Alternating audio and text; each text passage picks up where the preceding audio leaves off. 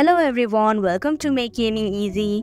Today in this video, I'm going to show you how to turn on notifications of Demon Slayer. So without any further ado, let's get started. First of all, open Settings application. Now scroll down your screen and go to Apps option. Here tap on Manage Apps. Now in the search bar, type in Demon Slayer. Click on Notifications option. Now in order to turn on the notification, you'll just have to tap on the button of Show Notifications.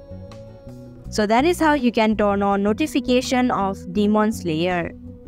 Thank you for watching Make Gaming Easy. I hope this video was helpful to you. If it was, hit the like button and comment down if you have any questions or feedback.